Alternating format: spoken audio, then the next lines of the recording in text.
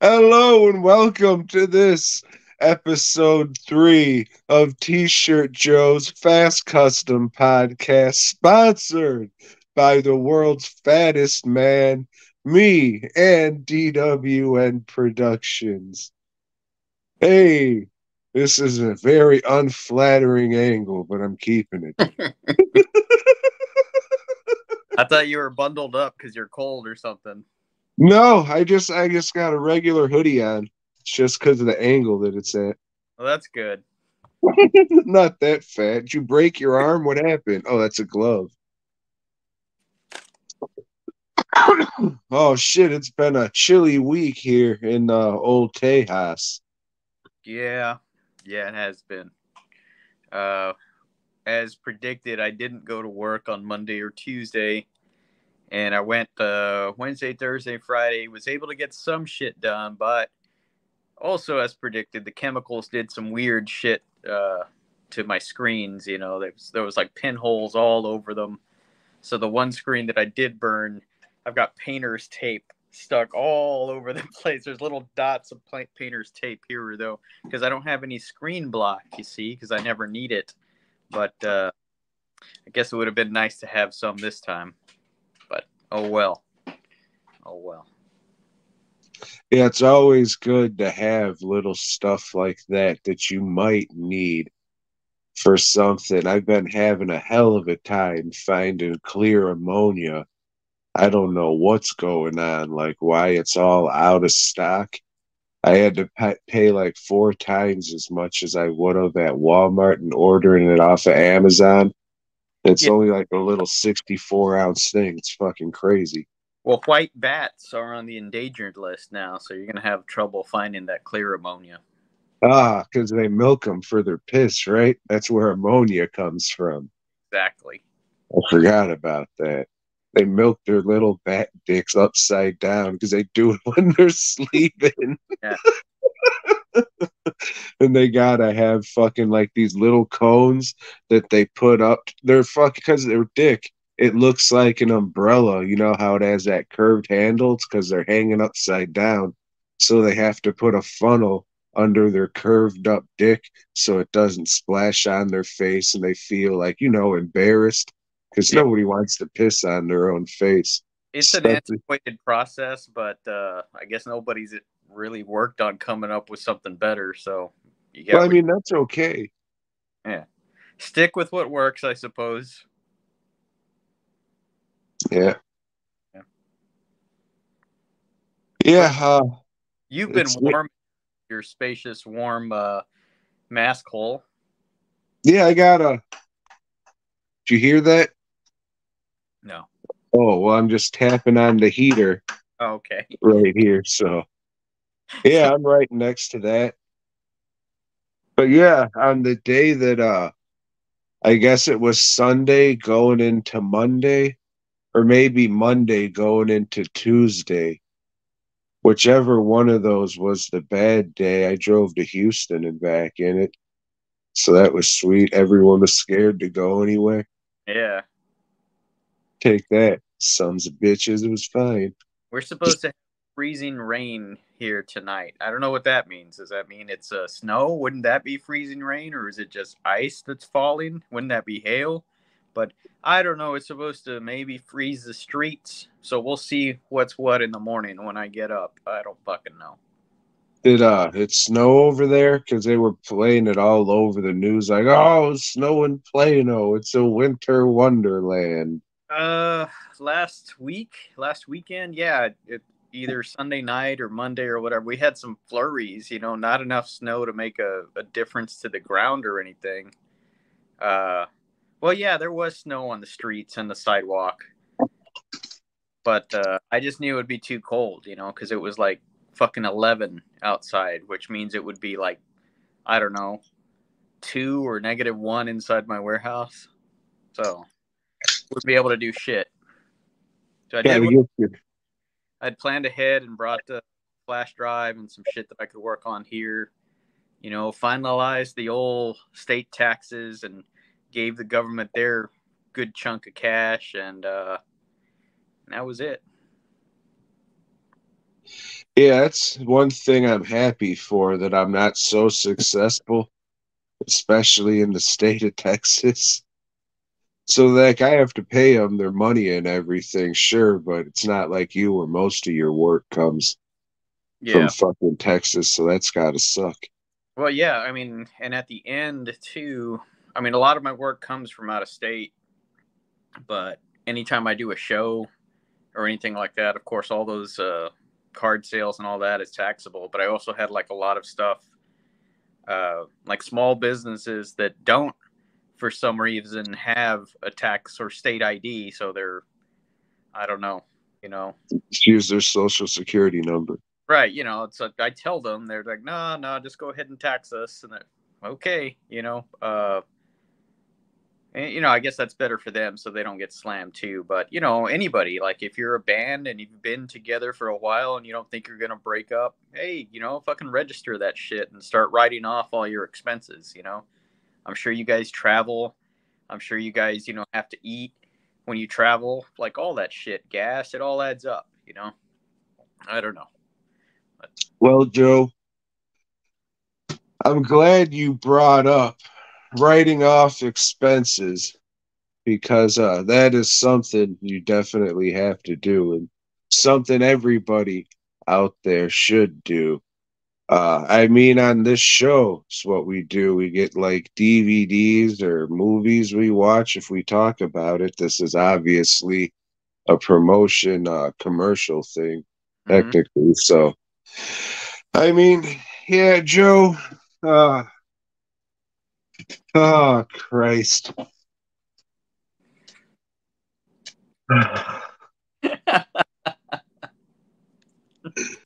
So, get ready for some write off content coming from the both of us. All week, I just kept thinking about that goddamn fucking Boxer's Omen. Mm. And then I found out that I watched an edited version. So now I was like, oh, what you fuck? All right. If they have it in store at Barnes and Noble while it's 50% off. The arrow sale.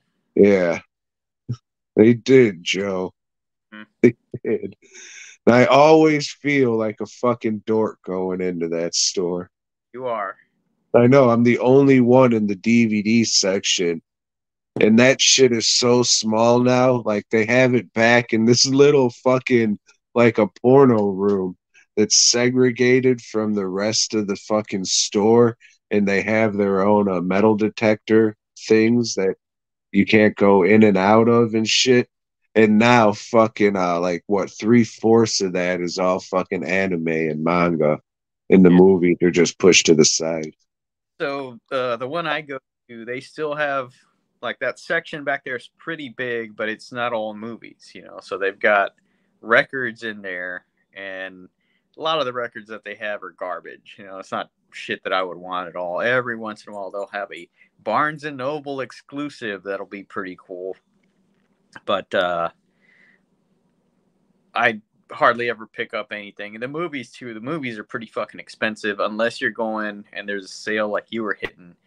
But everything else, they have like all the clearance kids stuff in there, like all the clearance kids books and toys, because Barnes and Noble sells toys, too, because books aren't good enough. They weren't making as enough money, so fuck it, let's sell some Game of Thrones action figures or some shit like that. Dude, it didn't make the list, but I saw this fucking thing and I wanted to puke. And then I stopped myself and I was just like, how did nobody ever think of this before? And it was Q Pig, the Valentine's Day pig. That could have been an awesome slasher movie if somebody just came up with Q Pig before this stupid kids book. Oh shit. Yeah. Well, Joe, speaking again of write-offs, if you just hold on for one second and then you'll understand what's going on here. Okay. Ah, shit. How do I do this? It's over here. Hey, everybody, audio listeners, just relax. DWNProductions.net custom masks. If you need a custom mask made, hit me up. DWNProductions.net. And after that, you can head on over to FastCustomShirts.com. If you need a custom shirt, FastCustomShirts.com. Joe, it took a minute, but finally said, "Oh, I still got to do those Death Wish Blu-ray reviews." So let's knock those out if you don't mind. Got Death Wish 4 and 5 from the fine folks at Gino Lorber. Mm. And yeah, we've talked about all the Death Wish movies before. Death Wish 4 is the one it's kind of the odd man out of the bunch because old Paul, he goes undercover. He's working for this supposed rich guy who wants him to go undercover and kill the drug dealers and shit. So it's just like, wait a fucking minute, this really isn't Death Wish. So he like goes undercover as a waiter to like a WAP mafia party and shit. And he goes undercover as a booze salesman, and Danny Trejo's there, and he says, "Hey, don't I know you?" And Bronson says, "No." And then he runs away, and there's a shitty explosion, and it's fucking terrific. But yeah, it Can I get your orders, sir? But yeah, this one definitely stands out as the oddball just because he's working with somebody else going undercover. But it's still good. I have fun watching it. I would recommend watching all the Death Wish movies if you're interested in them because they're all cool, all very different too. To be honest with you, and then we got so that was Death Wish 4, the Crackdown, and what's this? Death Wish 5, the Face of Fear, maybe. The Face of Death. I was close. So Death Wish 5, the Face of Death. Uh the last one he was in LA, now he's back in New York. Every movie he's going back and forth from New York to LA, just trying to evade the same cops who know who he is. So Was he in Death Wish. one of them? What's up? Wasn't he in Canada in one of them? I don't think so, unless he wasn't in the first one. That might have been like Kinjite or some shit like that. It might have been. It might have been the White Buffalo. Maybe. But the Crackdown, he's back in New York. The new abused woman or soon to be dead woman he's with is it's the ex-wife of a fashion designer or a fashion mogul that she still like works with or whatever, and he's played by Michael Parks. Mm. And he's supposed to be like, a whopped up gangster guy. I don't know, but Michael Parks is awesome, so I'll let it slide. And yeah, it's just old. I was gonna call him Old Death Wish, but old Paul trying to, take down his criminal organization. So yeah, I mean, it is what it is. It's I don't like this one as much as the last one, but still, they're all fun watches and shit. And this one, for some reason, they explained it somehow in the fucking movie, but like this clothing company, they have this vat of acid that's just chilling in the back of the warehouse. And of course they dump motherfuckers in it. Why wouldn't they? They're evil and they got this vat of acid and shit. But it's cool. If you want to look at the thing, here's the slip cover. Don't give a fuck about that. So we got that there. There's that poster. Yeah. That there, yeah. No double-sided anything. Classic Kino disc. This one, the fifth one. Sorry, see his fucking face again. Get out of here, you. Got that. That again. If you weren't reading the title, you'd think it was the same fucking disc. Special features. You got both of them are pretty much the same. They both have audio commentaries by the dude who did the Bronson books. What's his fucking name? Boston Cocksucker. I think it's fucking on here. Paul Talbot. So you got his on there. He says Italian a few times, and that made me want to puke. So just be aware he has a very heavy fucking accent with that shit. But I usually don't like fan commentaries or podcast commentaries on a disc. That's something I should go here to YouTube to see. Withstanding if somebody came to us, which they won't. Well, I mean, technically, we have done commentaries. Anyways, I'm not saying I wouldn't do it, but those things on the discs aren't for me. But his are pretty good, man. He fucking goes over everything. Like I said, he's a Bronson historian dude, so he knows everything. He's just firing shit off. So, I mean, they're good to have on in the background and shit. Maybe you're painting a mask and you got to look up at the screen to see if the hair's light enough or not. And you're just like, oh shit, I might have been painting these a little too light. It's a good thing I got these Blu-rays, seeing it in HD. Now I can see, oh yeah, I got to paint these a little lighter. Yeah, thanks, Blu-rays. But yeah, they're good. They're good. If you like fucking the Bronson movies and you like listening to commentaries, these are the ones to go. I had the DVDs before, but when these were on sale at Kino, I picked them up and some other dude bought the fucking Houston Horror Film Fest. I sold them to some dude. I see that he was looking through them, and I said, "Hey, do you believe in Jesus?" And like the guys who were next to him looked at me like, "Oh shit, I'm out of here," and they took off. And then the guy holding the movies was like, "What?" I was just, "It's in the movies, dude. You You're the gonna one." Yeah, it's like, all right, if you want them, just give me the money. I thought we were gonna have a fun Bronson talk here. I guess not. I'll go fuck myself. But both of these are worth it, and they're good movies, so I would recommend them. And all the other Bronson movies. I forgot who the fuck put out the third one, but the third one's out there with a commentary track from this dude. Vinegar Syndrome has the second one with a commentary track from this dude. And the third one has an interview with the Giggler, and I think one other guy. The Vinegar Syndrome one, I'm pretty sure, has a couple interviews. It's been a while since I popped that disc in. And then Kino did the release for the original one as well. And I'm sure Lionsgate somewhere has the remake with Bruce Willis on fucking Blu-ray, maybe even 4K by now.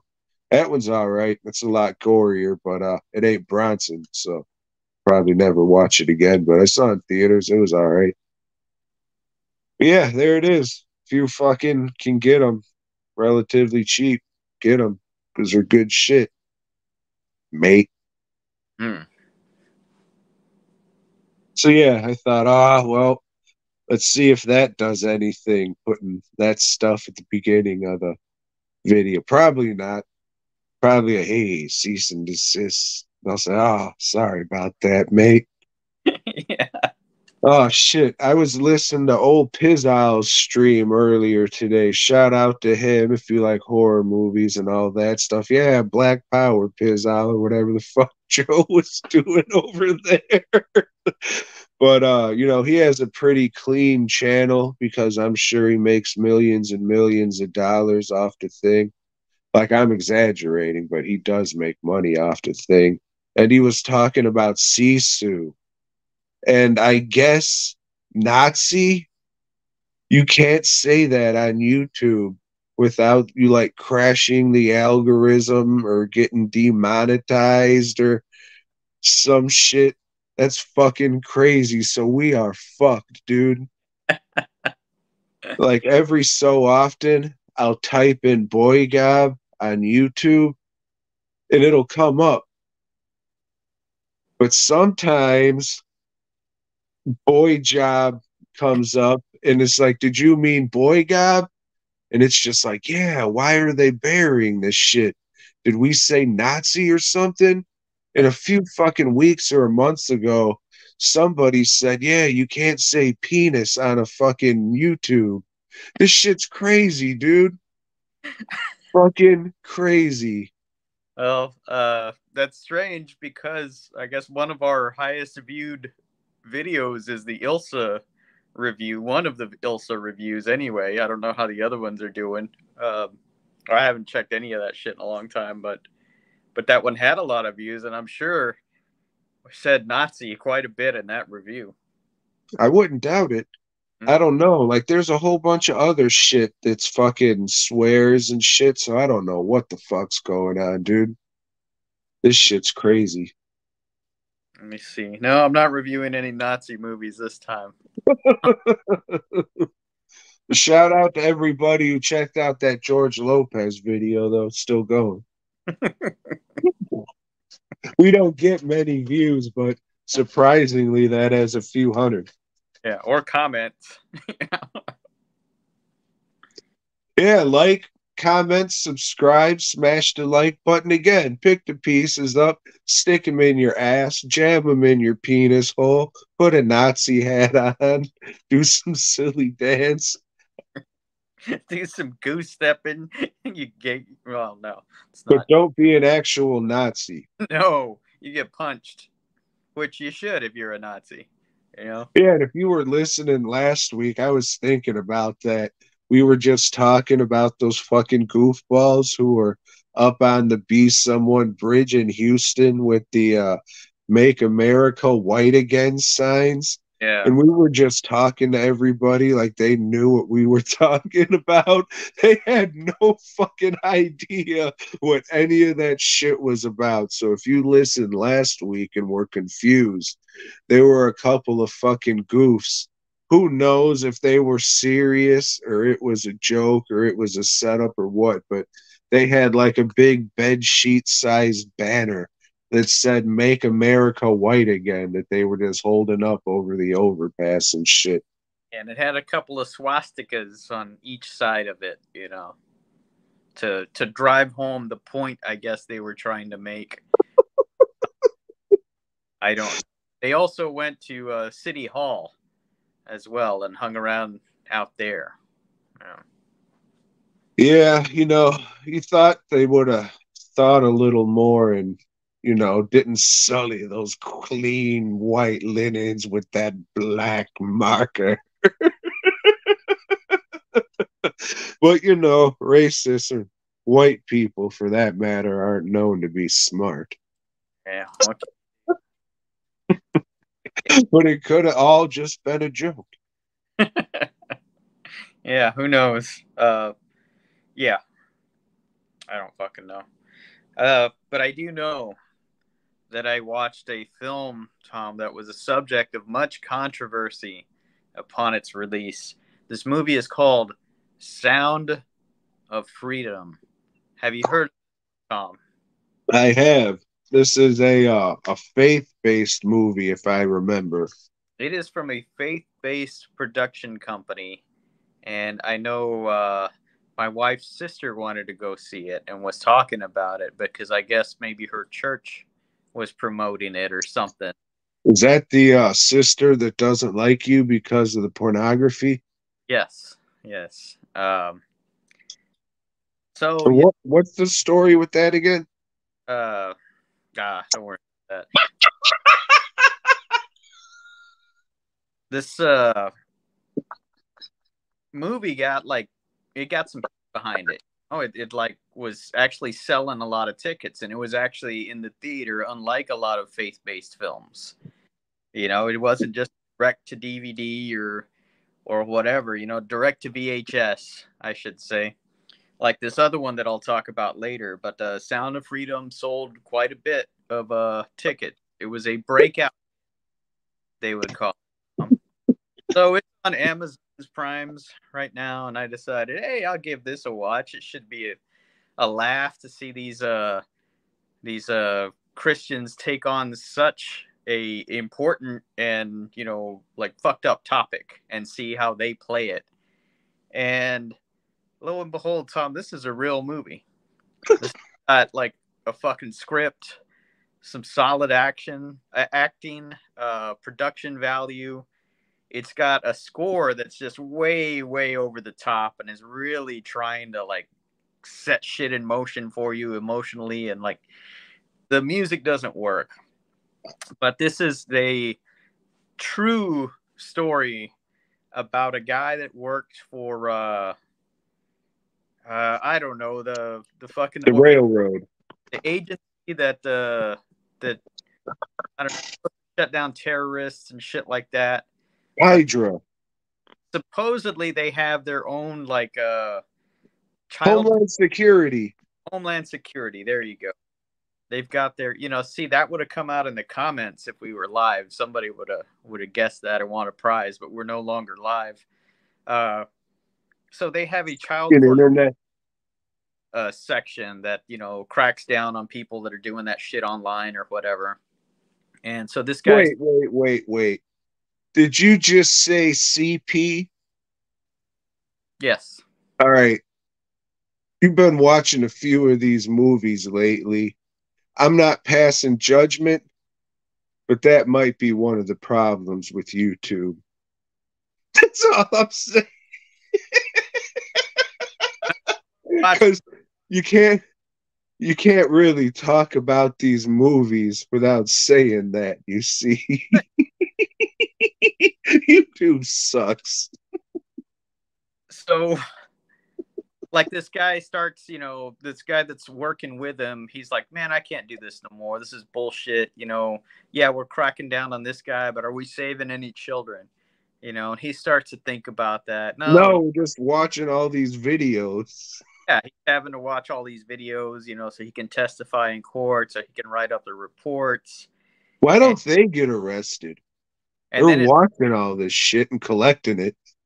And then it flashes to Colombia, and it's a whole thing where they're setting kids up, like, hey, your kid like can be a model, like bring them over here, and we're gonna like do a little screen test with them or wherever, and then they just abduct the kids and take them away, and then they're fucking slaves, they're sex slaves somewhere, and it's the way they present it, it's very horrific, and it's like just some sad, ugly shit that surprised me, that the way they presented it, it's like, man, I didn't think they were going to go this hard. This is a fucking Christian movie, isn't it? Hey, wait a minute. They're cussing and everything too. Like what the fuck's going on? Of course they don't show anything, but everything's implied, and it's just not pretty.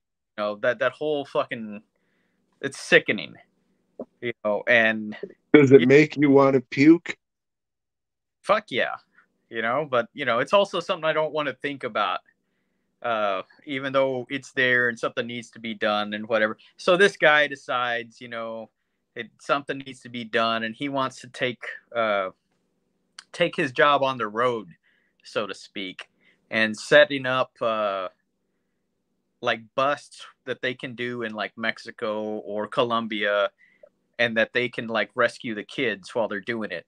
Like, hey, bring all these kids over here, and we got all these buyers for them. So they arrest everybody, they rescue the kids. But it's mainly following this brother and sister that he's got like a personal thing. Like he really wants to save these two kids in particular. And like he saves one of the kids right away, and still needs to find the sister, but shit, she's out in the jungles now of Colombia with some fucking rebel group. So he has to go into the jungle and infiltrate the fucking rebels and get that girl out of there. And like all that shit's made up. I read some afterwards because it's a true story, and I said, well, what's true about it? And the busts that he did, that was real. They have footage of that shit going on. But he says, nah, I never went in no fucking jungle. by myself. Hell no. It's like, yeah, I wouldn't have made it out. I would have, got killed. So it's all that stuff is highly fictionalized. The whole thing with the brother and the sister, that's all fiction too. But the guy did some good shit. He did, set up some stuff to rescue children in real life. But the movie makes it like, hey, these kids are rescued now. Now they're back with their parents or whatever, and everything's good. No, these kids are fucked up for life. That shit doesn't end with them just getting home. They're traumatized, man. That's so it doesn't go into any of that, of course. It's a real it's a movie that's trying to elicit a emotional response, and it did with me. It got me angry, and it got me like disgusted, like I said. But they do a lot of shit. Like there's a lot of close-ups on Jim Caviezel with tears building up in his eyes, and then they just fall. There's like 4 scenes with that shit, and it's a good movie though. It's a solid movie. It's not something I ever want to watch again. But for people that don't know about how fucked up the situation is, give it a watch. For the people that were saying like, "Oh, that shit's made up. Kids don't get abducted like the way they showed in this movie." Yeah, that shit does happen. That's fucking documented anywhere. You can fucking look it up. And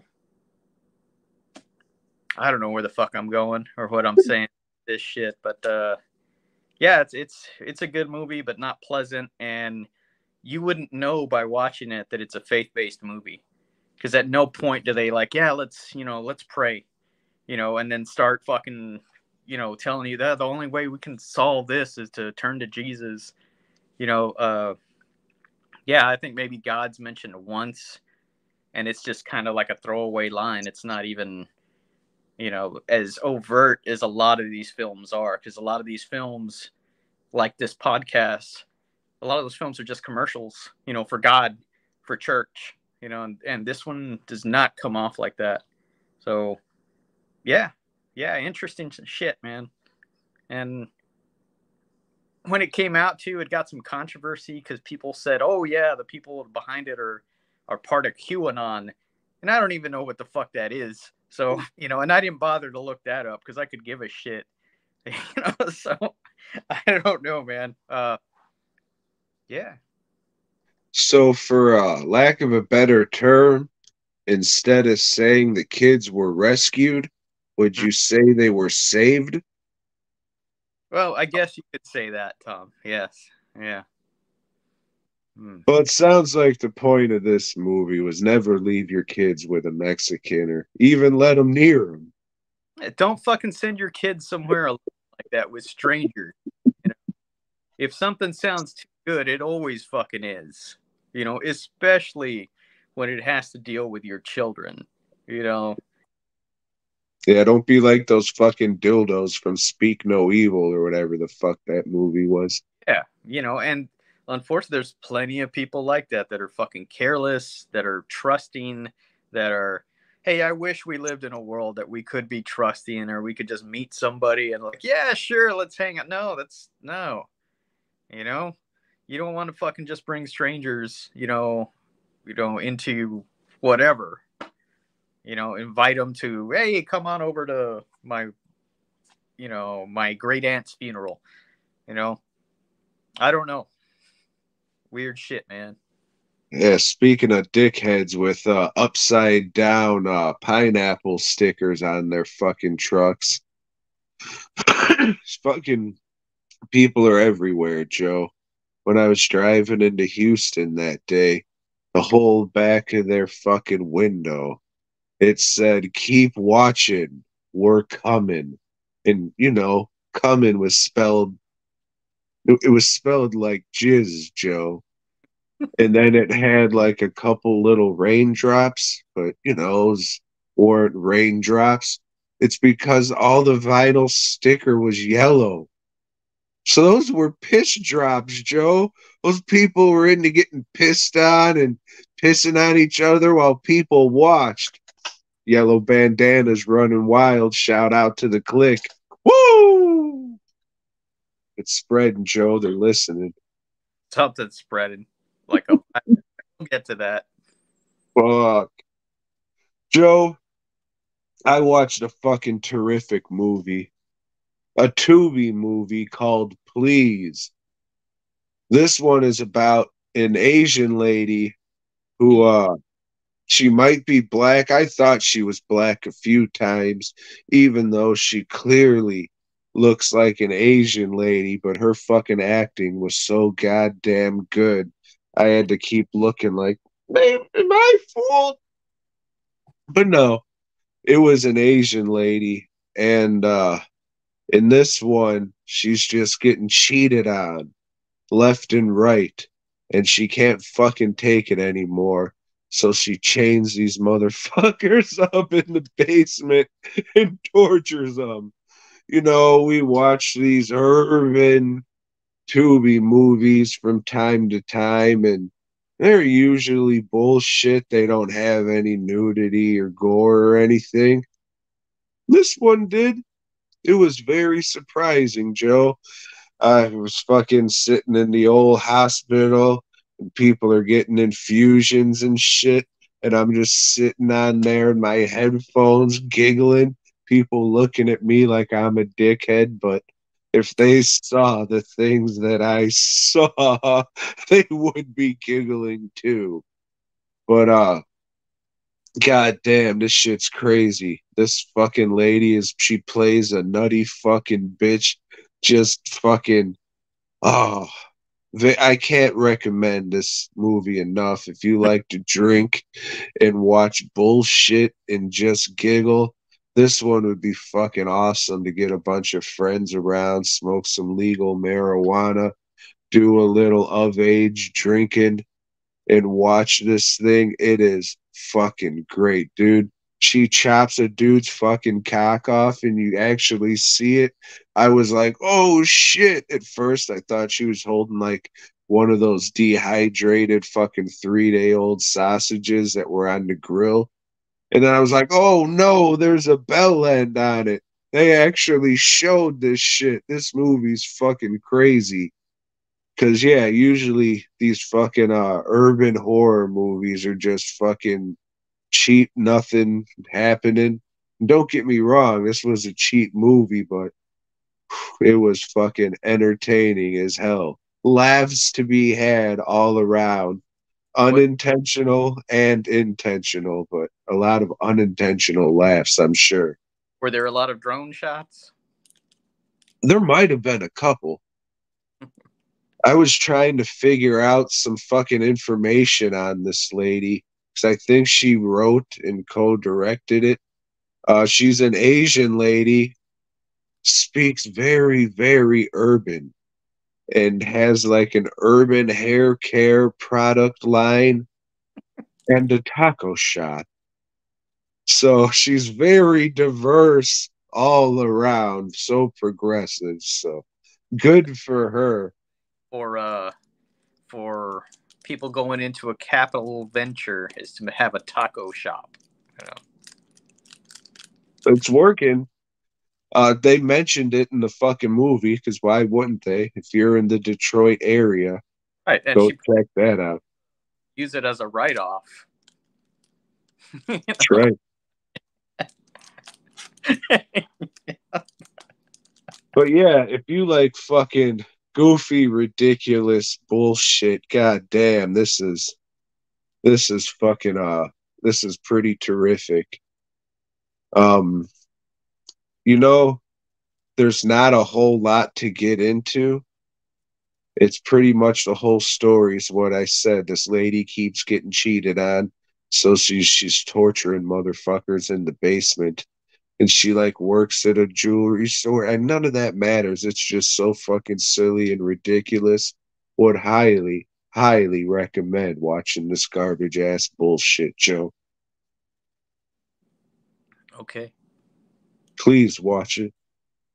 Uh, well, instead, Tom, I delved more into this Mario Bava set, and I watched the next entry, which was The Girl Who Knew Too Much.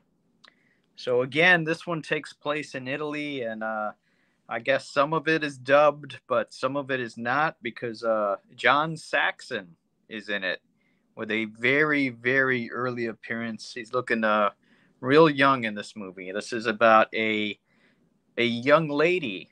She's not a girl. She's a young lady who is going to visit her ailing aunt in Italy. And she flies over there and gets there, and her aunt dies. So she runs out to like try to find, somebody to help, some Italian doctor or whatever. But she sees a murder. And oh shit, she's trying to figure out who was the man that did that murder. It's got to be somebody that lives in that vicinity where her aunt lives. And the rest of the movie is just her, John Saxon, going around trying to find out. But turns out the murderer is playing tricks on her, leading her here and there, Tom, leaving little clues for her. But who is the murderer? It could be anybody in the cast, Tom. And what they did with this is set up a new genre of film, Tom, and it's called the Yella, or as they call it in Italy, the Giallo. Um, this is considered the first Giallo movie, and like the rest of that genre, this movie just kind of sucks. This one, it doesn't know, man. It's trying to be a comedy because the girl bumps her head a lot, like into people. That's like a running gag through the movie. That's not funny. She's clumsy, drops a lot of shit. Uh, there's really no suspense to the movie at all. It has a travelogue part, where she's actually going to do some sightseeing. So we do see the Colosseum, the famous Colosseum out there in Italy, and I don't know, some other fucking ruins of shit that they got out there. I don't know. But yeah, it's not a good movie. The lead actress lady, she's attractive. She's a very pretty woman. And the movie looks fucking great. When they said, I told you before that Black Sunday and Black Sabbath, they didn't look all that great to me. Just a few scenes here or there. This one, it looks good. It's just not a good movie. So I'm thinking maybe Baba shouldn't have directed shit. He should have stuck in the cinematography realm, and maybe went and did some good shit in Hawaii or something, with babes walking around and stuff. But yeah, I can't recommend anybody watch this movie unless you're like one of these pricks that says giallos are great. They're fucking not. There's no way you'll ever convince me. And I've seen some of the fucking famous ones, like the Argento one with the stupid little doll. That movie's bullshit. And I've seen a few others, and they all suck. The Black Gloved Killer. Get the fuck out of here with that shit. And I don't even think the Italians are trying to be pretentious making those movies. I think just people try to make them out to be more than they are. They figure, oh well, shit, I bought this special edition of this shit, and it fucking cost me $60. I better pretend I like it. I better tell everybody, oh, the scene where they set up this and the colors and get the fuck out of here. You ain't fooling nobody. Those movies suck, man, all of them. Fuck Giallo. Hell yeah. It's just because fucking years and years and years ago, that one dildo little art kid, he's like, oh, I like this movie. I'm going to pretend I like this movie. Hey, what movie is he? What's he watching? He looks cool. He thinks he likes it. Oh, yeah, that is a cool movie. Yeah, I remember that. That was a cool movie. Yeah. Black belly, a duckling. Yeah, sure. All right. Deep red bullshit, if you ask me. Yep. Yeah. So, 0 for 3 on this set. Oh, I hope I have better luck with the Shaw scope. There's like 12 movies on there. And I'll be like, all right, I'll be okay if I like 25% of them. And that includes the Boxer's Omen. How the fuck is it just 25 movies for that big old box? The 12. Yeah, yeah, 12 movies. How I is it don't just know. 12 movies? Let's see, Joe. Do they each have like a big case like that? What? Yeah. Oh, it's upside down. It has disc one, the 36 Chamber of Shaolin. Oh, you're You gonna like. ever heard of it? Yeah, I've seen it. Is it good? I like it. Okay. You won't.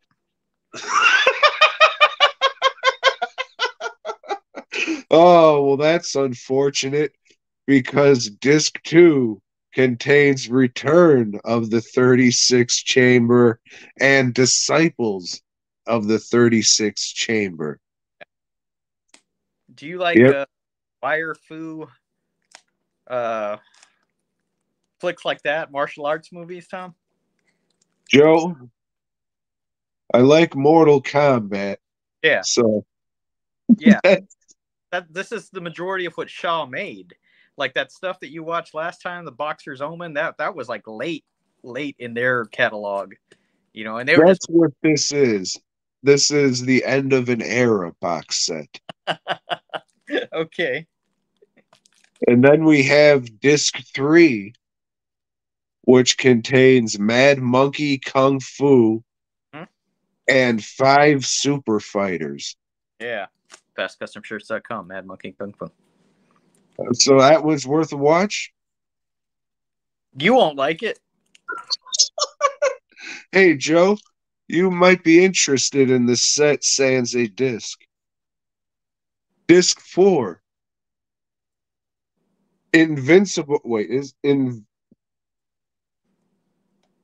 Invincible Shaolin Hmm. and the Kid with the Golden Arm. I haven't seen that one. All right. Disc five, we have Magnificent Ruffians and 10 Tigers of Kwangtung. Ever hear of that one?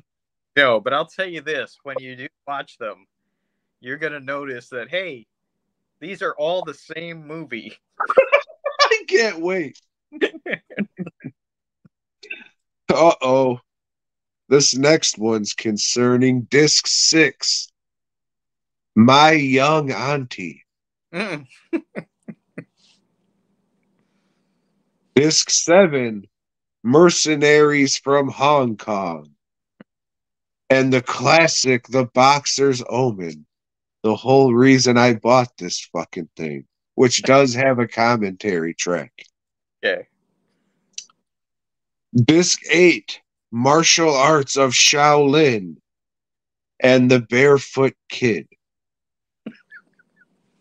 Disc 9 and Disc 10 are special features, which I'm sure will be excellent. Oh, something's telling me I'm glad I didn't open this yet, huh? Yeah. Yeah, I would watch a few of them just on Amazon or wherever the fuck you can find them.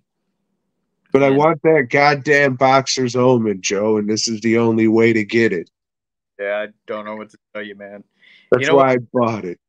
about shit like that is wait because it'll come out again at some point. But what if I get hit by a bus before then, Joe? What if I get hit by a bus before then? Then you'll have other things to concern yourself with. Watching the Boxer's Omen with commentary. And it's the uncensored version.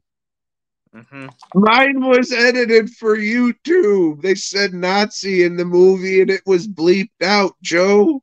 Well, just wait till you see the censored version of the Barefoot Kid.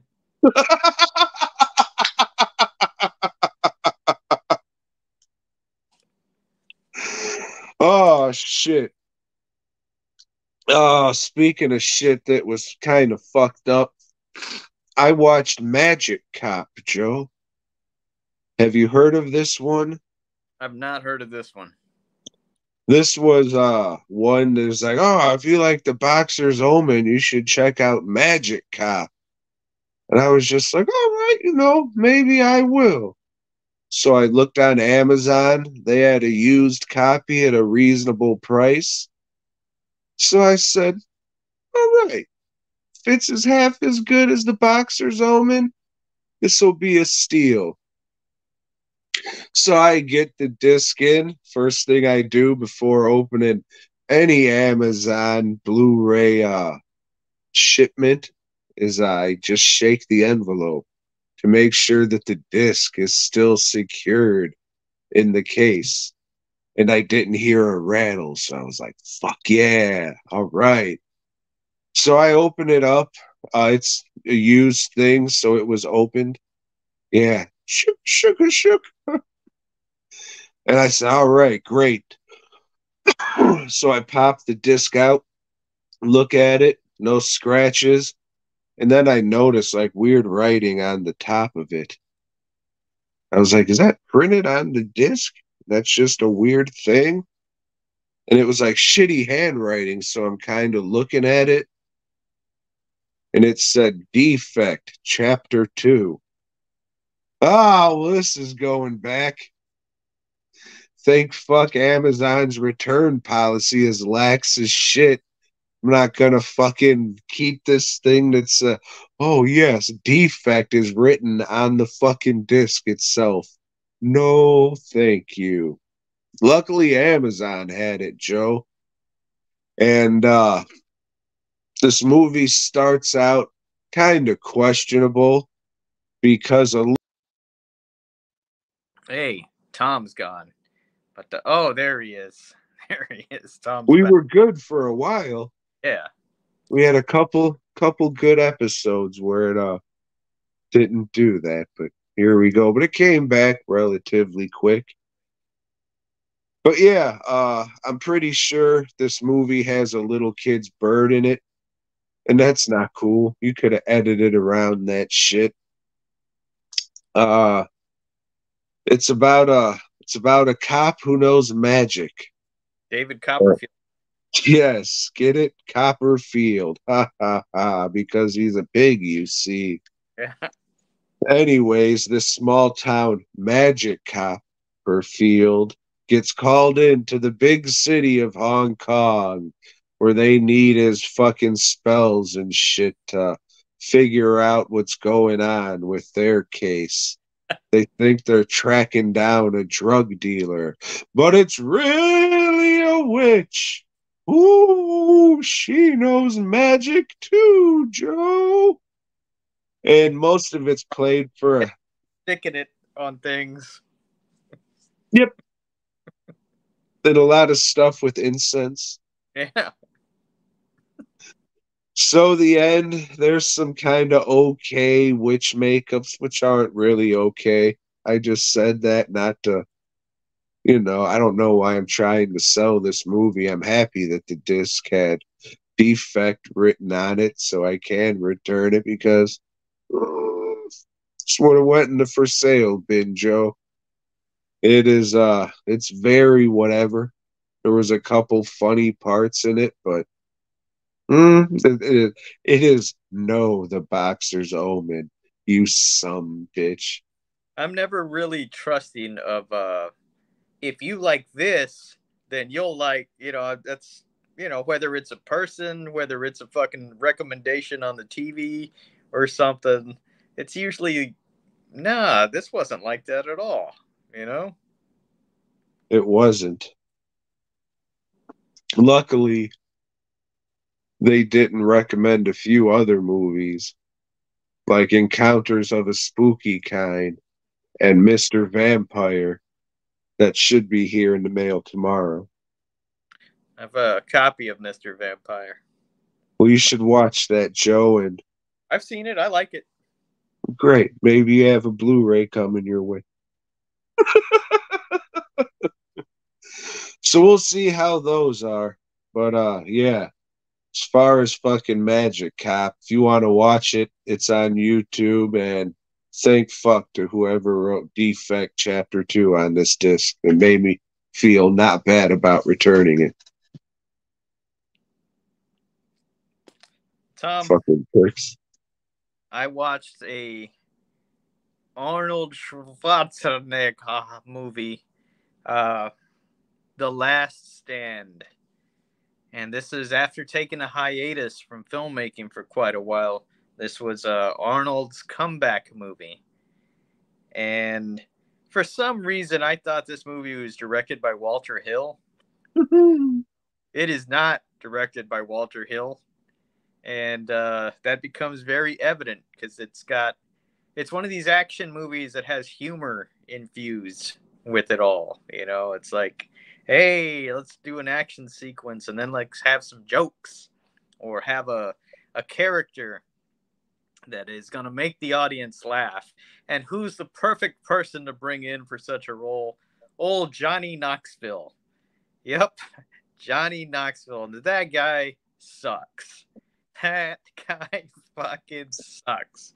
But to counterbalance that, there's a shit. Who else? I mean, there's a lot of recognizable faces in this flick, and I just can't recommend it. It's about a guy, a cartel dude that's escaping from prison, and it's this elaborate escape that he has to zip line across buildings and shit like that and outsmart the police that are in helicopters and anything. And they put him in a souped up Corvette and he's going to drive into Mexico and he's going to go through this little town as a small police force. And they're just kind of building a bridge over some kind of chasm that'll take him into Mexico from that bridge. But who's at that little town, Tom? Yep, you guessed it. Old Arnold, who was not just a small town sheriff. You know, he was actually one of the best cops in LA that was taking down drug people all over the place. But now he's got a small force, you know, and luckily most of the town is out of town because there's a big football game that they're all going to. So, you know, not a lot of civilians there. And Johnny Knoxville, he has a weapons museum. So, you know how that's going to play in later on in the film when they need a lot of weapons to take these cartel people down. It sucks. It, you know, like I said, had I known it wasn't Walter Hill, I wouldn't have started it. And then I saw, wait, this is an Asian guy that directed this. I don't know. And it was I don't know movie. I don't know. You know, that's all I can say about it. I don't know why I fucking watched it all the way through. I probably should have turned it off. It's shitty. The action's shitty. It's not funny. I'd say skip it. Skip The Last Stand.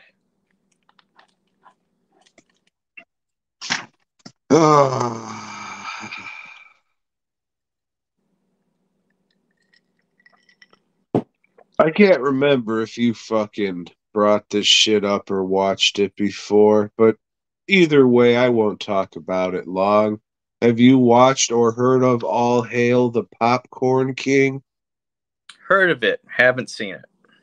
It's billed as a movie, but it's only about 56 minutes long, and it comes off more or less like a Blu-ray special feature or a YouTube video.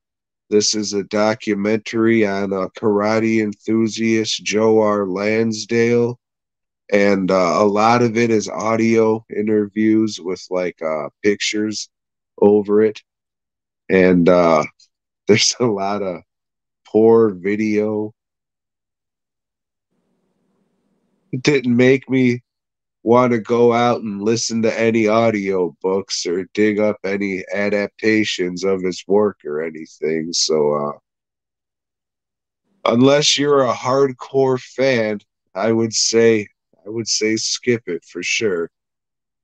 Uh sorry.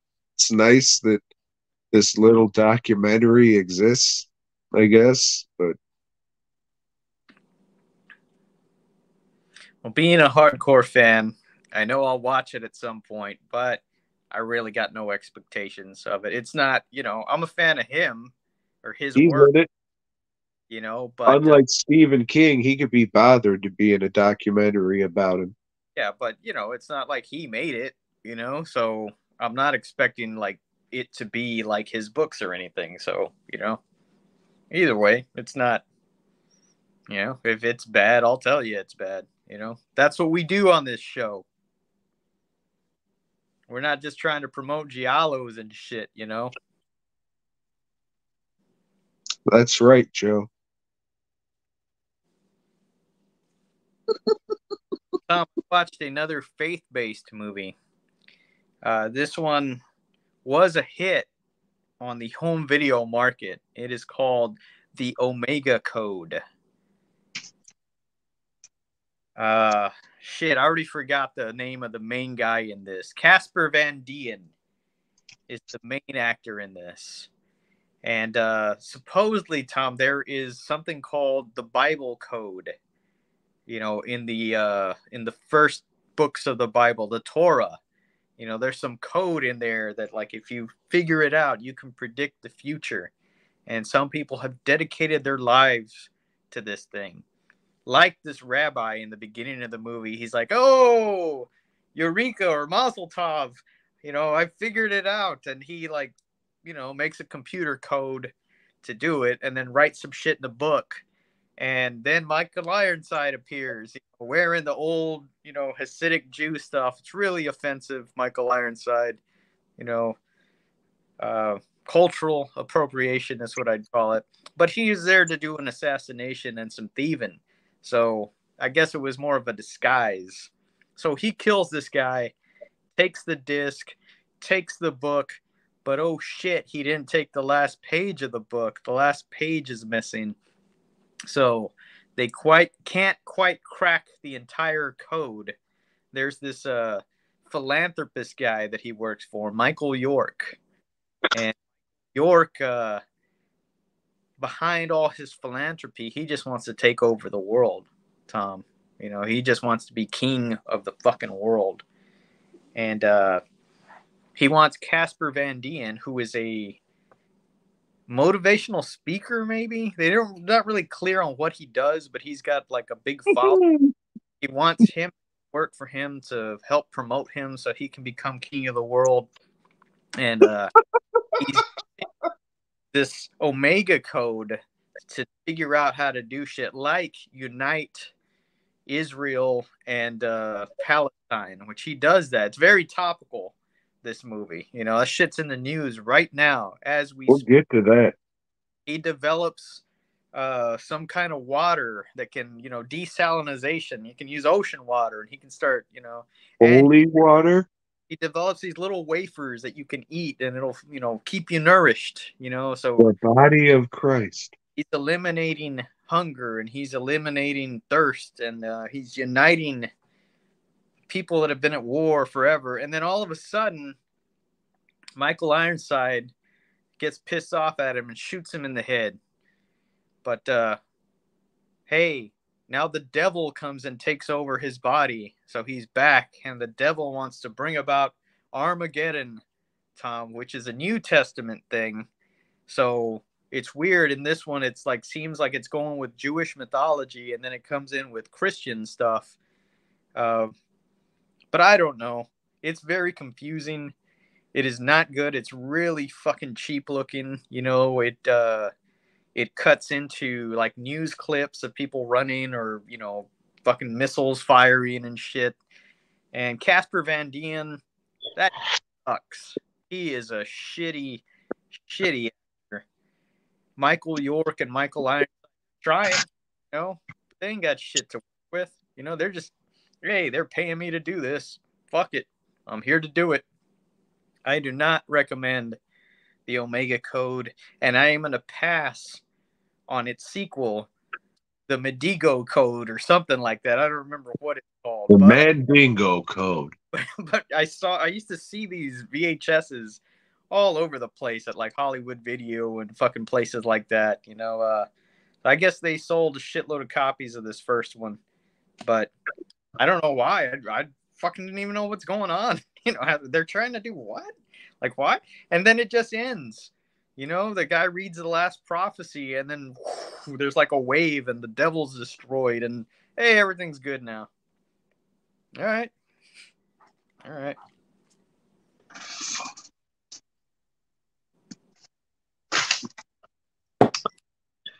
Joe, Yeah. I watched Return of the Scarecrow, brought to you by our fine friends at Old Wild Eye Releasing.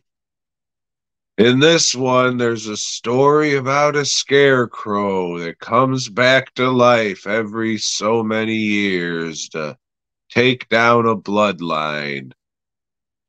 And he does. There's these guys that are dressed up like scarecrows trying to scare people. Something happens to where they get separated, and the one guy thinks his buddy's the evil scarecrow that came to life. So, they romp around town, tapping on windows, scaring little girls, and things like that. And then a lesbian virgin stabs the scarecrow with a broomstick, and the movie's over. It was a scarecrow movie, so it wasn't that good. But we already knew that because it was a scarecrow movie. Hard to pull off, I guess. You wouldn't think so, but nobody seems to be able to do it right. Mm. Dark Harvest was okay, but it is a scarecrow movie, and it really isn't. I'm talking about stuffed full of straw scarecrow, not some fucking body that was put up and crucified, and that's a scarecrow now. I want a classic straw hat, burlap scarecrow, whatever.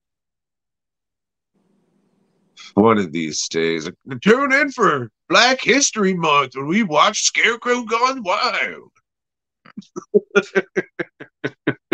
with Ken Shamrock.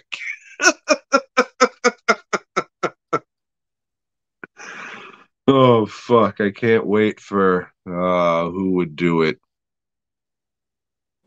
Terror Vision to release a Scarecrow trilogy box set.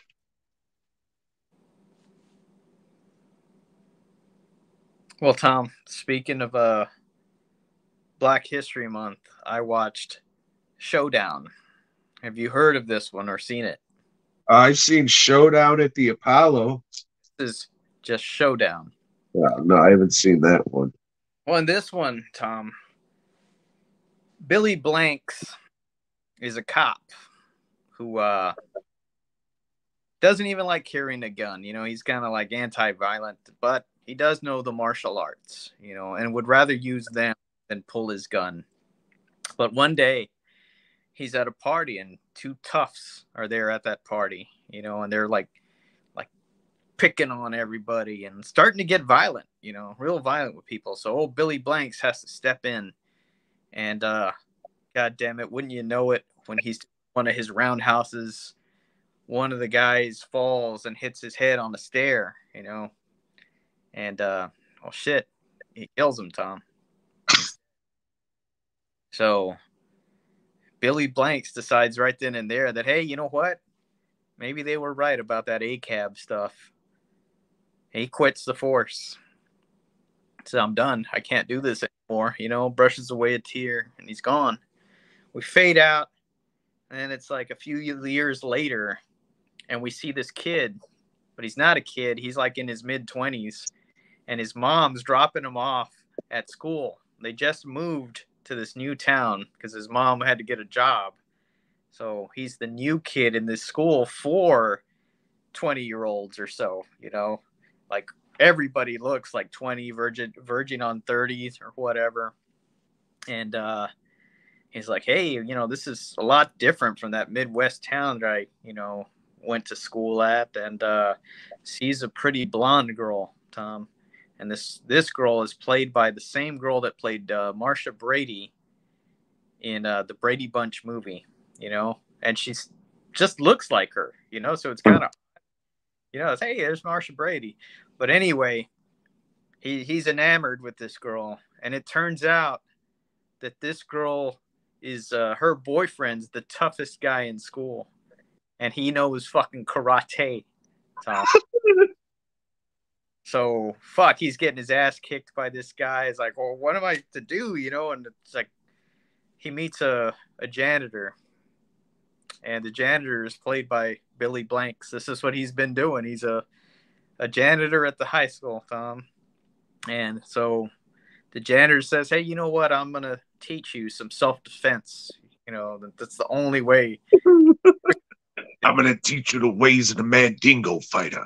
Like, you're going to have to become like a Karate Kid or something, and that's, he starts teaching him. And, well, it turns out that the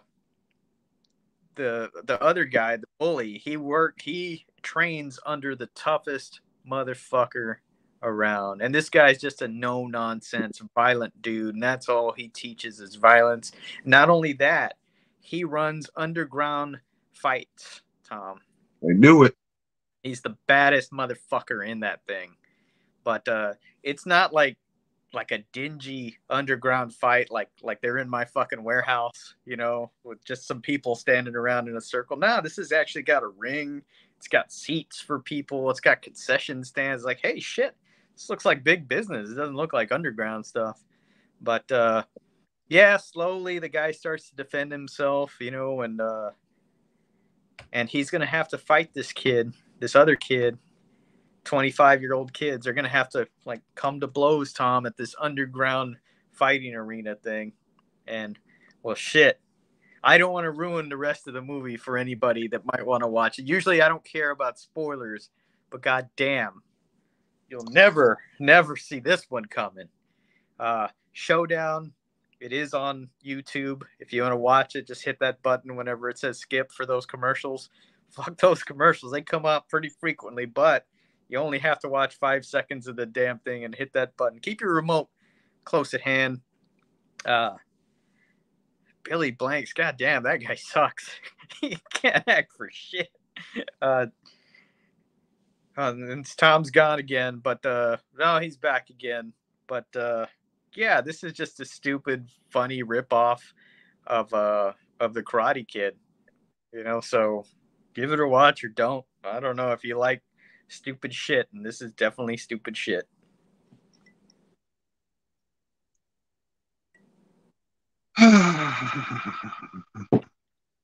I just finished. You told me, hey, give me 10 minutes. I was like, fuck yeah, I got 8 minutes left on this movie.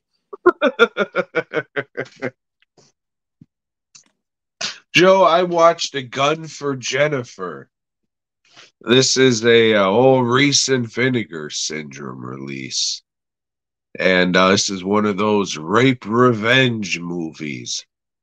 But unlike those other rape revenge movies, luckily the rape isn't that graphic in this one, and I don't think actually happens. But you already said it in this video, so pretty sure YouTube doesn't like people saying rape.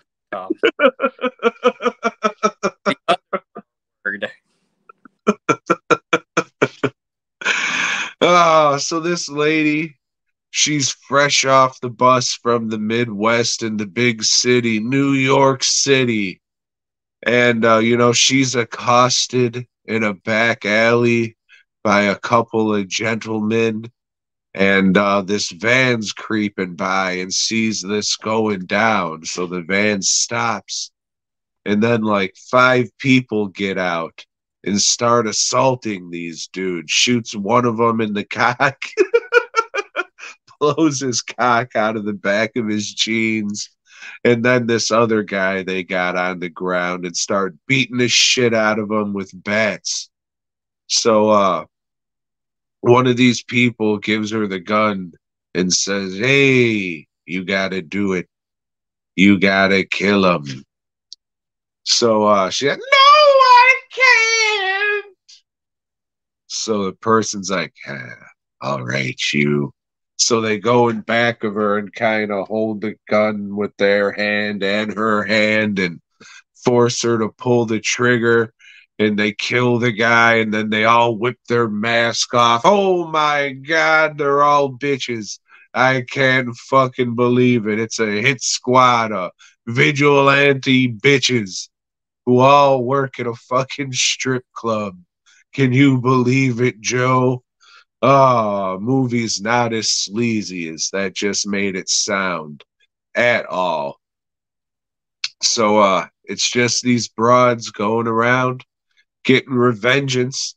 There's some good squibs in it. A lot of squibs. Uh a lot of feminist punk rock music, let's call it. This is like a 90s art house feminist revenge movie. Savage Streets and Miss 45's better, but I mean, this one was okay if you like the rape revenge subgenre. This Sponsored is by there. this is another one. It's So an awful lot like Rape Squad, but that one is sleazy. Yeah, about a bunch of women that decide to fucking fight back. Tom, yeah. But I gotta say, I like how you mentioned that they use a van. They're using their own enemies' weapons against them, so they've got like anti-rape van. So that's fucking good. it Uh, is because you need a mobile unit. If they learned anything from the Punisher, it's that you need a mobile unit. and yeah, Rape Van also goes by the name, or not Rape Van. Rape Squad also goes by the name Act of Vengeance, and it's an entertaining, but it does have the sleaze that you're used to from these movies. It's not a rape revenge if you ain't got sleaze in it, man. Oh, I mean it is, but is it as good as those? I don't know. Maybe the rape could be toned down in some of those other movies. Like, hey, did Linnea Quigley have to look so young? Danny, Mr. Steinman. But I mean, it's another one. It wasn't terrible. It was all right. It just it came off kind of tame, even though there was a lot of blood and shit in it. It just came off kind of tame. That fucking movie, please, with the crazy Asian black lady, that had fucking more blood in it, surprisingly. She bites a motherfucker's ear. I'm gonna do some Mike Tyson shit. She comes down in boxing gloves and shit. God damn, watch that movie. Drunk and on drugs, legal drugs. Fuck. Got anything else there, Joe? That's it. All right, let me go through this. Yep, I think that's about it. Hey, Joe, you like dogs? I do, Tom. I do like dogs. Yeah, old doggos. There's nothing better. A good dog, and man's best friend. They say, Tom. Yep, they say that. Yeah. You like Jimmy Hoobastank or whoever the fuck this guy is who you picked to watch movies starring or whatever? Dennis Haysbert. We There were you go. now about the film Battledogs, and it's not spelled Dawgz. You fucking racist. Should have been, but it does feature an all-star cast, including Dennis Haysbert, Bill Dukes, Ernie Hudson, and the star Craig Schaefer, something like that. Craig Schaefer, I don't know. You Uh, know how, like, in Easter time, they have fucking, like, chocolate rabbits and shit? hmm? Well, fucking Bill Duke looks like they lost the Bill Duke chocolate mold and just poured the hot chocolate into a suit. He plays the president in this movie, which He is the plays President Barack Hussein Obama, Joe. oddest fucking casting because no way Bill Duke would win because he's got a look to him that I just think people, no, I'm not voting for that guy. You know, Is that a man or an amphibious creature? what is that? Yeah.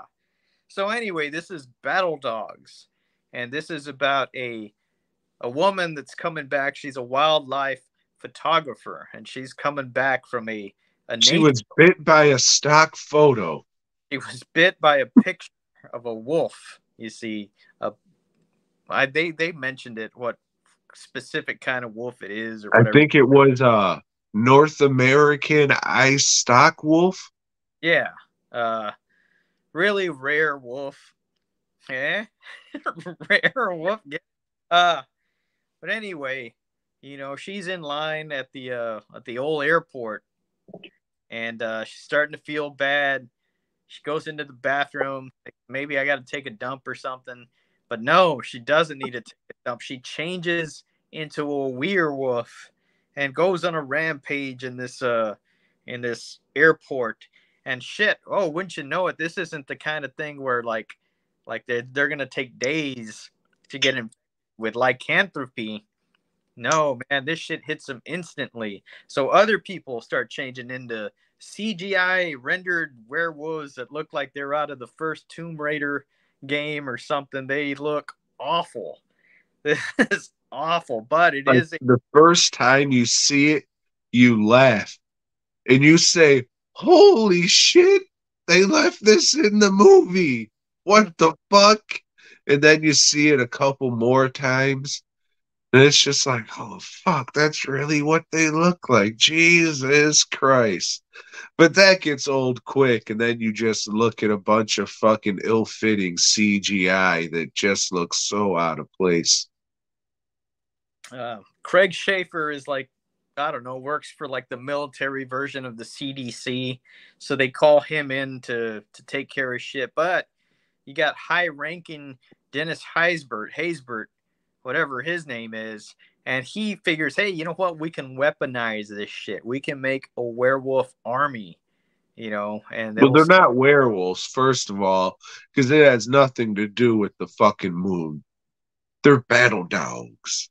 Okay, we can have our own battalion of battle dogs. We'll call them Battle Dog Brigade, and well, he's got his Can lackey we is call them the Battle Beast Commandos, the BBCs? maybe that would. Can we call them the Red Rocket Squadron? Sure. So he's got his buddy that works for him, Wes Studi, who is also in a lot of movies and usually plays a Native American. But I guess his name in this was Falcon, so I guess he's like one of those badass Native Americans that would have worked for GI Joe or something. And that's it. That's the movie. That's pretty much Craig Schaefer is trying to find a cure. Uh, Well, the hey, CGI puppies, they get let loose in fucking yeah, Manhattan and they run really clumsily, and they thought it would be a good idea to show these fucking wolves a lot, doing a lot of different things. Like it doesn't look fucking terrible. yeah, and they make like little dog noises sometimes, and that's funny. Just do shit like that. Uh, And they show them running from all different directions, none of which look good or like they're actually running. yeah, They're like so stiff, and the they're fucking legs move just enough to be called an animation. like I said, like it looks like one of those old video games, when you shot a wolf or something that was coming at you and it just falls to the side, and that's how it died. That's the way this shit looks. There Uh, was a Visual Vengeance Wild Eye movie I talked about a few months ago that's about this level right here. Craig Schaefer, that dude sucks. That guy cannot act for shit. Everything I've seen him in, like the Hellraiser movie he was in, the fucking Holy shit. He was the detective guy from that yeah, shitty Hellraiser movie where he chased that dickhead by a tree or whatever. yeah. He Fuck was him. He's the main guy in Nightbreed, and he sucks in that too. This guy, Nightbreed sucks. he sucks. Like everybody in this is trying, and everybody in this has some talent. They got nothing to work with. This is a shitty script and a shitty movie, but they're fucking Ernie Hudson. He's pretty good in his stupid little role. Uh, but yeah, it's dumb, but I got a lot of laughs out of it. There was some scenes where I just cracked the fuck up. There's a scene where the lady, she's patient zero, she's just looking on all the destruction. She says, "This is all my fault." Craig Schaefer's like, "Hey, it's okay." I just fucking die. He sucks, man. Oh fuck, does he suck? But they get the antidote from this lady because she has a giant wolf tooth stuck in her arm under her skin that I guess already healed over, even though she has a bite mark, an open wound on her arm wrapped in gauze. A whole lot of fucking nonsense in this movie. There is some funny shit for sure, but yeah, I don't know. It's just hey, we got a product, we got a deadline. Get this fucking thing out. It's not a oh fuck, this is terrible. There's some bullshit in it to giggle at. Like first couple times those wolves will give you a chuckle but it's Yeah, this was made sci-fi. channel, so that should give you an indication of what Well, it you're wasn't made by the Sci-Fi Channel. It was made by the Asylum for the for. Sci-Fi Channel. Yeah. The kind of product you got usually when shit was made for the Sci-Fi Channel, or what the Sci-Fi Channel could afford to purchase. And this is along those lines, but I think it's a little better than most of the fare. It's no fucking Frankenfish though. The best sci-fi So that's pretty good. Now, ever that's came. one of the best, but we all have to remember that Beyond Reanimator was a fucking Sci-Fi Channel movie. I So always forget that one was a sci-fi flick. That's too good for sci-fi. Uh, yeah, I can't never forget. anybody watch this movie, but goddamn, because that's what we do on this show. It is the terrible horror No, crap. it's not. It's fucking Uncle Joe's T-shirt podcast, episode 3, sponsored by DWN. Sir, like it is not DWN's podcast anymore.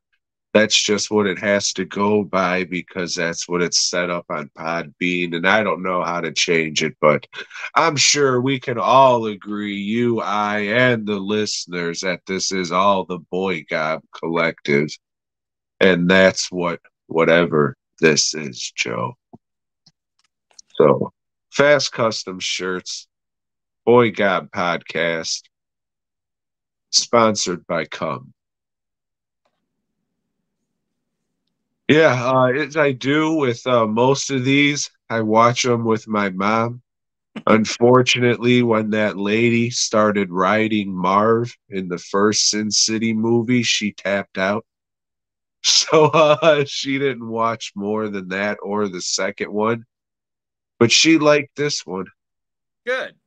She thought this one was, a fun watch, which makes sense because she doesn't really like horror movies and this was pretty tame, and she likes Hallmark movies and this was the equivalent of a horror Hallmark movie. So A perfect description. Yeah. yeah, if you want to watch something with your older relatives that you could drink a couple beers to and get a couple giggles out of, and you can spend some time together and not have to worry about tits are out. Jesus Christ. I was like, yeah, I don't know why Joe keeps picking this shit. Every time that happens, it was Joe's week to pick. I don't know. I picked Paddington, Mom.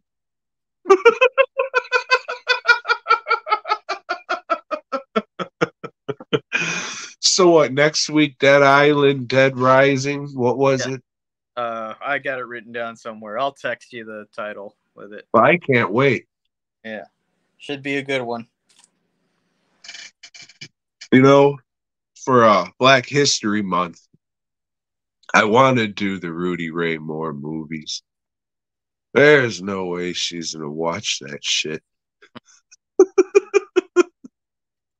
But it would be good to do some reviews on those and get them in the old catalog. Hmm. So we'll see. I'll have to get you a copy of a Dolomite Explosion if we do, though, because I don't think you have that one, right? No, I don't have that one. Maybe Shaolin Dolomite as well. And I I'll think I dig that one out. do. I don't think that one's in my collection anymore. Mm.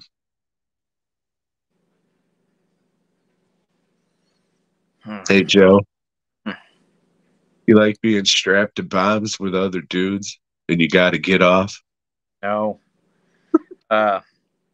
Okay. First of all, Marvel Team Up had up with Doctor Strange and Clea, and get this one: Doctor Strange is cursed with lycanthropy.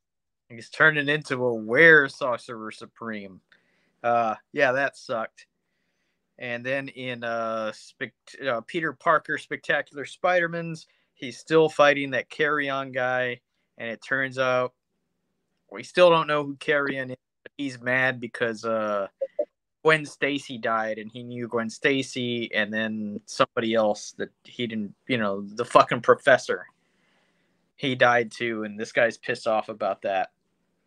And then yeah, Spider-Man's number 192. Is that what we're on? That's correct, Joe. Last week, we left on the cliffhanger where Spider-Man's and J. Jonah Jerklin are handcuffed to each other with a bomb. And it's set to go off in 24 hours instead of just fucking killing them right then and there. 24 hours to figure this shit out. And More than enough time. Yeah, he's carrying J. Jonah Jerklin around through a lot of the issue, and it sucks. It's another issue that you don't give a shit. The Fly comes out, and he kicks Spider-Man around a little bit, and then Spider-Man's, I don't know, he stands up old Mary Jane, and Mary Jane's pissed about it because he promised he'd be there at 6. He didn't go and fucking pick up his diploma, and all his buddies were waiting there for him to get his goddamn diploma, even though we haven't gone to see him go to that gym class once in this whole fucking time. And Forgot all about that shit. So did they, apparently. yeah, and then Robertson is like, hey, I sent fucking Peter to cover this King Tut thing. Like, where the fuck's he at? He's letting everybody down like the prick he is. And, well, Joe, with great power comes great responsibility, all of which he just shrugs off. Yeah. First fucking character, man. It's like, who could like this guy? He's a dick. He's like, a fight first and then figure shit out later, type guy. Yeah, but he does figure out how to defuse the bomb using cryogenics or something. He freezes the fucking bomb somehow. He goes to the old lizard hole. Yeah. Yeah, another mediocre issue, but we are closing in on 200. And he gets the bomb off, and yeah, he gets Jonah Jerklin's all scared when the bomb's going to go off, and then Spider-Man gets the bomb off, does a little of this, and the bomb comes, gets it off, and J. Jonah Jerklin's free, and he's back to, oh, this is all your fault, you little dick licker. And that's how it ends. So, no, we get the reveal. We get an emotional moment with J. Jonah Jerklin saying, hey, that's why I hate Spider-Man so much, because I'm the coward. The fucking Battledog. We already know, you told us fucking years ago. Hmm. Oh, and Smythe dies. Rest in empowerment. Smythe dies, yeah. But he left a little note for them, video chat, a fucking idiot. He did a cameo. If you're seeing this, That means I'm dead. Oh, shit sucks. I'm gonna fucking do one of those. It's gonna be like a funny thing. I'm gonna fucking not come home for like an hour, just leave that out. And then fucking while they're watching it, I'm just gonna stroll in. Got him. And then fake a heart attack.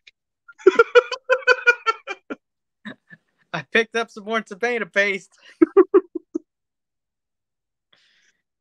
You know what I hear about a heart attack? One of the signs that you're getting one, it makes you feel like you're gonna puke. Hopefully it's not spitting blood. I was spitting quite a bit of blood today. I don't know what that's all. I didn't tell Lisa about it because I didn't want to cause any concern. But so my solution was to quit spitting. Well, you know, keep an eye on it. Keep things out of your mouth for a couple days and see how it goes. Stay away from the docks for a little bit. See if it heals up for you. All right. No, I don't like lists. I didn't ask you if you did. No. But seriously, Joe, you like lists? No, I don't like lists. And Tom's list this time, things that make us puke. And number 5, I have making lists. It's a good one. Disgusting shit there. My number 5, Joe, is the war in the Middle East. Oh. Can't we all just get along? It makes me sick, these people, Joe. We're all people, Joe. At number 4, Tom, I have garbanzo beans. Ever eaten a garbanzo bean, Tom? I don't, because that shit is fucking horrid. Oh, shit. My number 4, Joe, is heavy southern accent. On a man or a lady, either way, it makes me want to fucking vomit. Did she ever give you a rim job? I think that was New England. Or at least what they were trying to go for.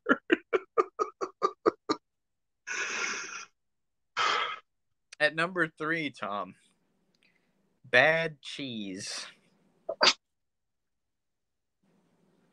Fucking hate bad cheese. Every once in a while, because my go-to plate at a Mexican restaurant will always be enchiladas. And every once in a while, it happens to where, did you guys not fucking smell this shit when you were making this? What the fuck? You know? And then I'll get pissed off. Send this back, you fucking prick, and not eat. And be mad. They'll bring something back with cum in it. That's a fuck y'all. And everybody else around me will be eating, you know, because they ordered other shit. And I'm just fucking sitting there pissed, you know. You know, fuck it. I'm going to go sit outside. Fuck, I'm going to sit in the car. Fuck this place. Doesn't even deserve my presence. Yeah, fuck that. Bad cheese.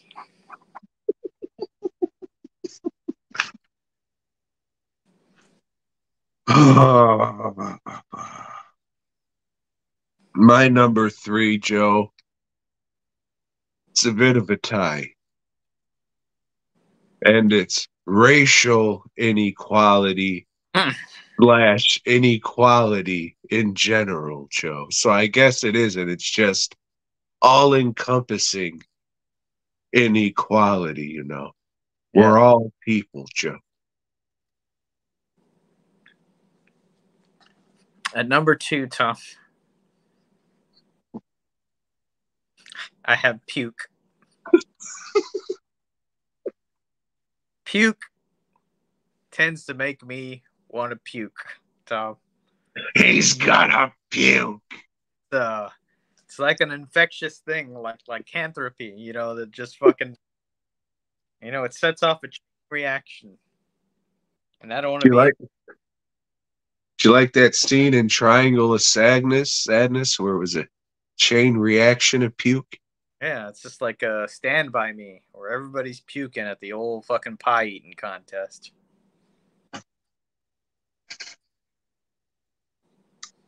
Old lard ass showed them. My number two is advertisements for hospitals. May it be billboards or commercials. The fuck are there commercials and shit for hospitals? Thought it was taking care of people, not fucking making a buck and trying to get people to go. Oh, this is America. Hmm? It's about making a buck and not trying to save people. I understand.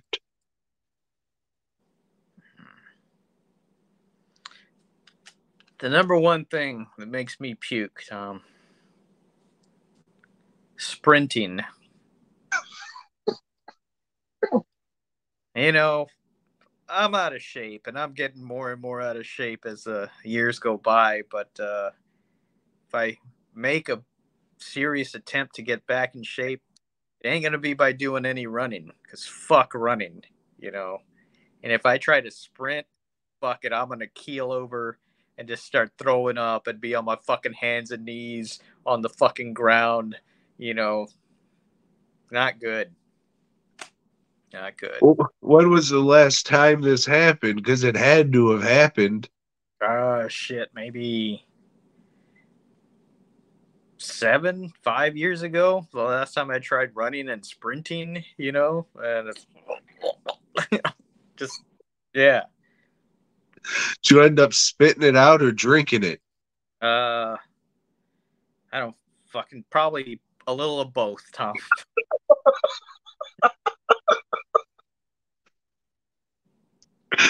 Oh shit, Joe.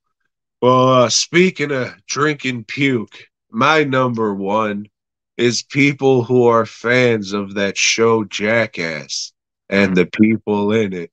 What a piece of shit. Thank you for bringing that fucking dickhole up earlier so it would remind me of my hatred for all things those fucking idiots and the people who like them. You can all go jump in a lake of fucking puke. Never was a thing that I enjoyed or whatever. I think I tried watching an episode because everybody was fucking, hey, yeah, that shit's hilarious. Yeah, this is stupid. Never watched more. Yep, shit sucks. They're all a bunch of jackasses, if you ask me. I think What Tom is. list? Oh no, he's back. No, I'm not. What list are we gonna do next week, there, Joe? Not a one, but I will let you know probably tomorrow what our next list will be. And goddamn, will it be a good one? Because I love not just making lists, but thinking of lists to make. Hmm. And I love if you'd head on over to dwnproductions.net. Check out all the masks, buzz props, custom work. Maybe you want some masks made. Maybe I can do it. I might be able to. And after that, you can head on over to fastcustomshirts.com. We are adding new shit, maybe one shirt a week I'll be adding to the website. And there's already a bunch of stuff to choose from. So just go to the website and check it out. everybody. Thank you for tuning in once again. Hope you all have an excellent week, or as Jose would say, muy excelente. And all that good shit again. Yeah, thanks for listening. Nazi penis. Boy, God.